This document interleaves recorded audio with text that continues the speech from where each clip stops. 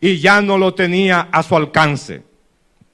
Hay otras personas que lo han hecho así. Acán, cuando Josué lo envió para combatir a los enemigos de la tierra que ellos debían ocupar en Canaán, Dios le dijo: tienes que dejar todo el anatema, es decir, todo el material que era abominable y toda persona que era abominable delante de Dios. Pero Acán encontró una barra de oro y la tomó. Vio un manto de hilo fino y lo tomó también. Encontró otras cosas de valor y la tomó también. Y después fue y la enterró en medio del campamento. Dios, que conoce todas las cosas, envió a su hombre a descubrir aquello. Y cuando Acán ve que su pecado ha sido descubierto, él dice: he pecado. Pero esto ya no significó nada delante de Dios, porque él había desoído la voluntad de Dios y se había alejado de él. Lo mismo pasó con Balaán, el profeta de Dios. Este hombre había sido mandado a buscar por un rey, Balac, para que le maldijera a un pueblo. Y Dios le dijo: no vaya. Pero él pensó, al parecer, en las propinas que le iba a dar Balac. Y eso lo atrajo. Y él desoyó la voz de Dios. Y se fue a hacer el trabajo que Balac le estaba pidiendo. Y cuando Dios lo enfrentó, entonces él dijo: he pecado. Pero esa confesión no significó nada delante de Dios, porque él había colmado ya la ira de Dios. Y así ha pasado con algunas personas. Sin embargo, encontramos en el caso de David, este hombre que cometió un doble crimen, dos pecados mortales: matar al capitán de su ejército y quedarse con su mujer. Cuando el profeta Natán lo enfrentó, él sencillamente inclinó su rostro y dijo: ten piedad de mí, oh Dios, conforme a la multitud de tus piedades, borra mis rebeliones, lávame más y más de mi maldad y límpiame de mi pecado, porque yo reconozco que he hecho lo malo delante de ti. Contra ti solo he pecado y he hecho lo malo. He pecado, dijo él también. Pero Dios tuvo misericordia de él, porque David había sido un hombre siempre conforme al corazón de Dios. Y aunque había tenido esta caída, Dios reconoció que él siempre era un fervoroso y sincero discípulo, y en esta ocasión Dios extendió su mano redentora. Lo que pasa con muchas personas pecadoras es que pierden el sentido, pierden el juicio, pierden la cordura. Eso fue lo que pasó con el pródigo, ¿verdad? El pródigo, todavía estando vivo, su padre le dice: padre, dame la herencia que me corresponde. Un atrevimiento de este muchacho frente a su padre que estaba vivo. Pero el padre le distribuyó la herencia y él se fue y vivió perdidamente. Allí botó todos sus dineros, no pensó en nada de eso. Y cuando todo le hubo faltado, tuvo que ir a servir en una pocilga, limpiar la pocilga, alimentar los cerdos, algo que era abominable para todo judío, pero él tuvo que pasar por esa experiencia dolorosa. Y allá volvió en sí, es decir, recuperó su cordura, la locura desapareció, y entonces él dijo: volveré a mi padre, le diré: padre, he pecado contra el cielo y contra ti, ya no soy digno de ser llamado tu hijo, hazme ahora como a uno de tus jornaleros. Y el padre le recibió. Y eso demuestra que Dios está dispuesto, cuando nosotros somos sinceros en confesar nuestros pecados y tenemos el firme propósito de apartarnos a Él. Lo que sucede con algunos de aquellos que dijeron: he pecado, y no alcanzaron la bendición de Dios, el perdón de Dios, es porque no lo hicieron sinceramente. Fue gente que no tenía el propósito de separarse y amar por entero a Dios, apartando de sus pecados y viviendo para Él. Porque la vida cristiana es una que nosotros necesitamos vivir no con ambivalencia, sino ser auténticos creyentes. Y eso es lo que está faltando mucho en el mundo en el día de hoy. Auténticos creyentes. Y nosotros como cristianos estamos llamados a proclamar a ese Jesús con el propósito de encontrar esos auténticos creyentes. Fíjese lo que hizo él con el hombre que estaba enclavado en la cruz con él, uno de los ladrones, al que algunos llaman Epulón. Este hombre le dijo: acuérdate de mí cuando vengas en tu reino. Y Jesús le dijo: hoy estarás conmigo en el paraíso. Él reconoció el perdón que Jesús le estaba dando. Pero hay mucha gente que no tienen ese conocimiento de lo que significa el perdón de Dios. El precio que pagó Jesucristo, no lo valoran. Y por ello le da lo mismo un día acercarse a Dios y cantarle a Él y orarle a Él, y el otro día estar viviendo en el mundo perdidamente. Pero no es eso lo que nos enseña la palabra de Dios.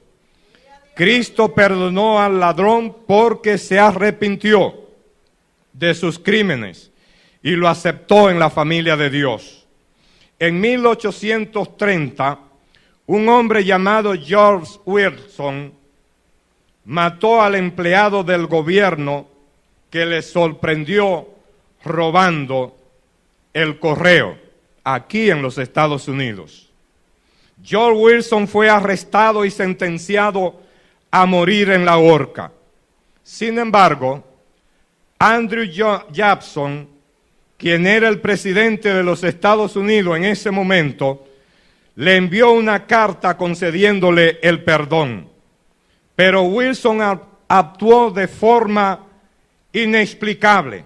No aceptó el perdón. Su caso fue turnado a la Corte Suprema. El juez escribió lo siguiente junto al veredicto: un perdón escrito es solo un simple papel. Tiene valor cuando la persona perdonada lo acepta. Si lo rechaza, no hay perdón.